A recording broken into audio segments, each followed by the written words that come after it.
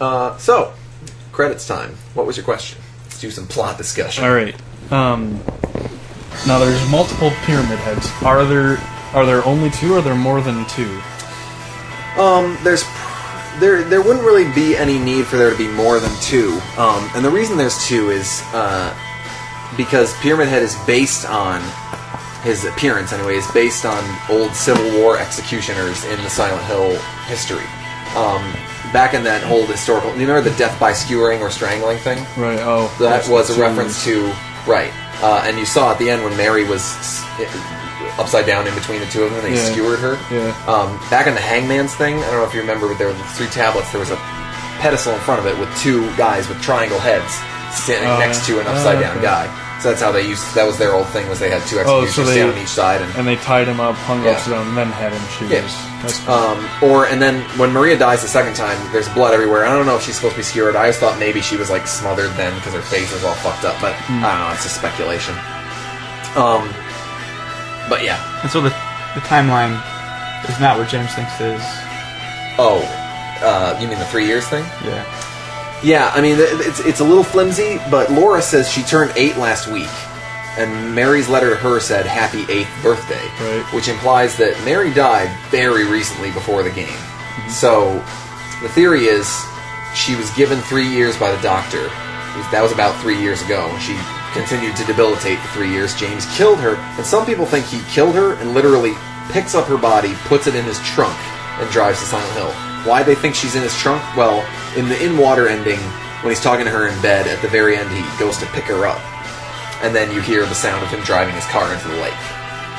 In theory, that scene with her lying in the bed is like the night that he killed her or whatever. But just a flat him getting put back in that position. So it's kind of funny to think you see his car in the beginning, maybe her corpse is in it. But, I mean, basically, when you were asking, like, if he hated her...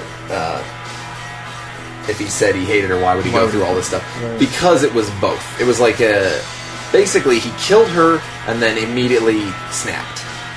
Like it was too much for his mind to bear. Yeah. So, that was cool. And that's part of the thing with the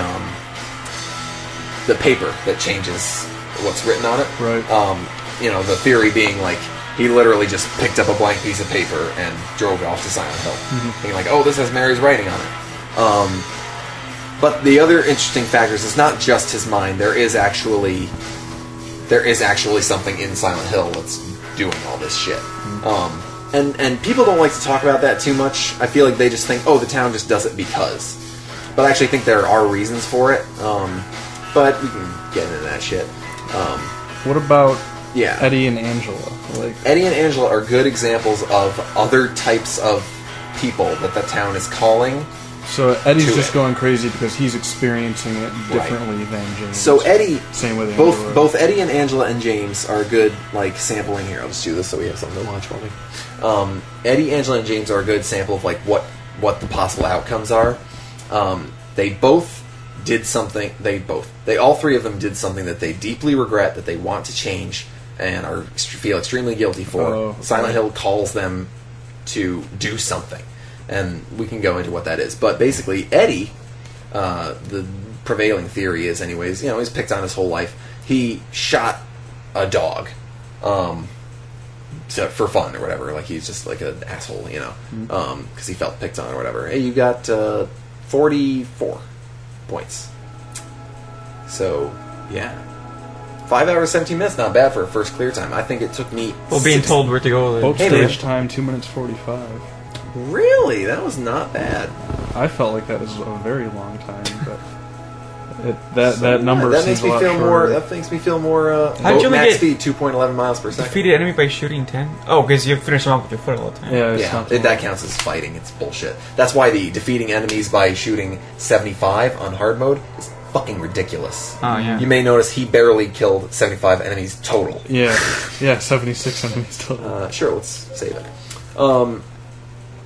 So Eddie kills his dog, and then maybe the dog's owner, but somebody who tormented him, who's a big football player, I guess, came after him because he said like he'll have a hard time playing football on what's left of that knee. Remember the football posters all in the apartment?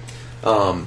My guess is Silent Hill maybe like put that guy's dead body or something in the place to freak Eddie out. My guess is Eddie meets a bunch of people that torment him in some way, and he's are confrontational with him, and he eventually just starts killing them. Mm-hmm. Eddie kind of fully embraces his insanity, or what he does. He stops feeling guilty about it, and he just indulges in it. Right. Angela is the other side of it, sort of, or a different take on it. She was, raped and beaten by her father. She killed him. She stabbed him. That's what that newspaper was. And possibly her brother too. She mentions her father and brother. But anyway, whatever. Oh shit! I gotta change this. Can't play with these goddamn controls. But she is more suicidal, and her kind of, in the end, she gives into that by killing herself. And it's not is that how they, like, she walked up the stairs? Yeah. Was that her dying, or like basically? Yeah, it was supposed to be, anyways. That was like James. It's hot as hell in here, or whatever. So Mary's corpse is in this trunk right now. Possibly. You took the map. I gotta get that map. Oh, sorry. You wanted to see what happened if we didn't. Not gonna happen. Not today, motherfucker. Alright. But anyway, and James is another, sort of guilty soul called to its shores. And there's a lot of, like, little nods to them not actually having a reason for being in Silent Hill. Like, oh, James has his letter. His letter's not real.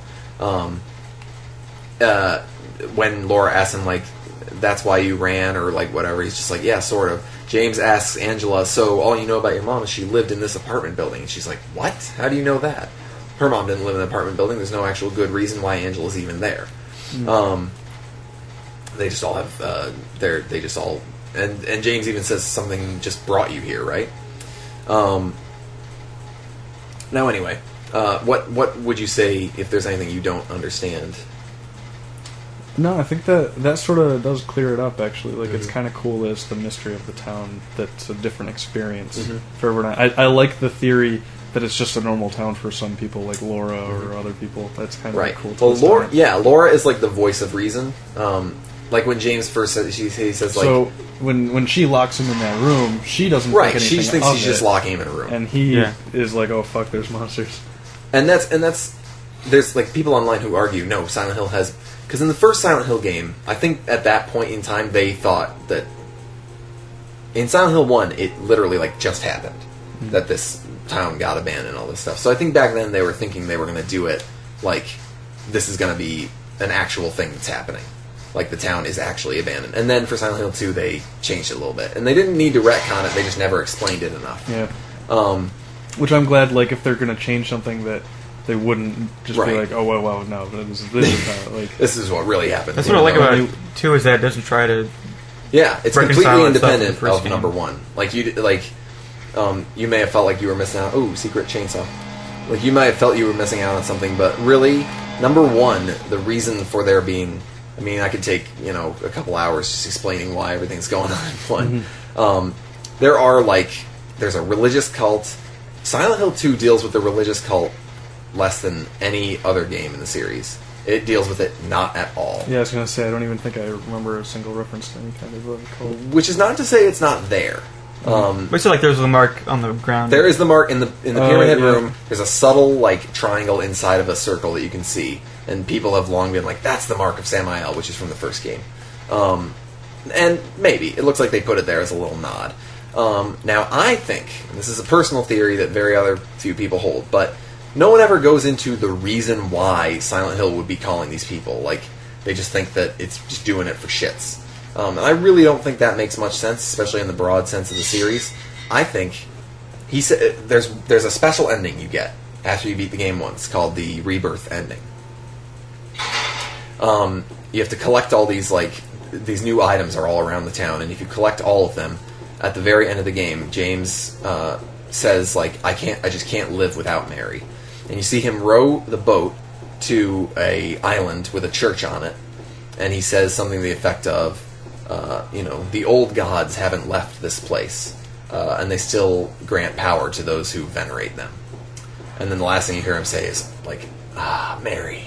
Like, he's seeing her or something. Mm. And I think the prevailing theory in that is that he does some sort of ritual and resurrects Mary and, like, undoes his mistake. I think all of Silent Hill 2 is trying to get people to perform the Crimson Ceremony. Or the White... whatever the fuck it's called. The ceremony that he performs in this thing. It's like the gods are trying to come back, and they're using guilty people to... Exactly. Do that. They call people who have made a huge mistake that those people feel guilty about and want to undo, and they torture them and punish them for it, and say, like, look, James, you killed Mary. Don't you feel bad about that? Here's this twin woman who looks exactly like her. We're gonna kill her a fuckload of times in front of you. Here's all these monsters that in some way represent her to you. And eventually, in that ending, he does undo it. And, I mean, is that theory necessary for the game? I don't think so, because what I like about Silent Hill 2 is it does stand on its own as a sort of, like, psychological just story about, you know, metaphors and all that garbage. But, you know, if you want to tie it in kind of the series proper, then you can. So, yeah, I mean, there's a lot of, you know, shit you can dive into. You know, is there anything else in particular... No, that you don't really get? I like the theory that Silent Hill just wants people to do the ritual. Like that is a cool idea. Like, I just don't understand why Silent Hill would be calling these people just to punish them for no particular reason. Yeah, it doesn't really fit in most of the other games. The monsters that they're seeing are a figment of someone's imagination brought to life by the powers of the town. Now, what like after he like resurrects Mary or whatever, does it give any indication of like what happens after that? No, it literally just it ends with him saying like, Mary, like fucking mother's freaking out. So you know, in true Silent Hill fashion, it leaves shit up to the imagination. It's really not. They don't go out of their way to explain stuff. It's kind of cool in its own way, though. I mean, Silent Hill 1... Matt, would you say Silent Hill 1 even explained less? Well, there's, like, more of an overt cult plot going on, but it doesn't, like... And they don't tell you sort of the ins and outs of the rules or whatever. Because it's all just made up. Yeah, like, you had to pretty much explain it to me even though I was watching play the whole time. Yeah. Whereas I think if you just... It's really not that hard to get the main concepts of Silent Hill 2. This is actually an easier story to get into, I think. Yeah, well, it's a more human story, you know. It's about a guy who killed his wife. The first game's like, we have to get this thing into this other thing to resurrect the god by having this baby be born from this other child. Yeah. There's a large sexual element to this game, too, about, like, James' sexual frustrations, you know, with his invalid wife. Oh, fuck. Go ahead, do it. Do what you were programmed to do. Yeah, I wonder if my controller is actually... Because I can't even do his weakest. Yeah, right it's there tough to... If my controller's just getting into mash mode. Like, a lot of the monsters are over-sexualized. The nurses, it's actually a little hard to see in the game, but they have, like, their tits jacked up to their chin, even though they're all freaking... And people killed that. All the nurses in the games afterwards, especially the ones made by Americans, are just like, ooh, sexy nurses. Put them in the movie all over the goddamn place. It pisses me off. But anyway, these monsters have, like, weird thong ass with, like, high heels built into their, like, feet. Oh, yeah. You know, they all kind of represent some aspect of it. Like the mannequins, Mary just became, like, a lifeless thing to put clothes on. The nurses, obviously, James has a fear of those based on his time in the hospital. Angela's monster kind of creeps into James's. And it's kind of funny because, like, Angela says, "Daddy, please don't." So it's questionable whether or not she actually sees her father there, or she sees some sort of monster. Because James sees something similar to what Angela sees, and that she sees, her father used to rape her. He sees, like, a monster. It looks like it's fucking two people fucking. That monster has a funny story behind it also, because the person who wrote the game guide for it, and I love him to death, he's a nice guy on the forums I went to, but he nicknamed it Doorman because it has, like, a kind of frame around it. And it's not the official name of the monster or anything. He just called it Doorman because it looked like a door.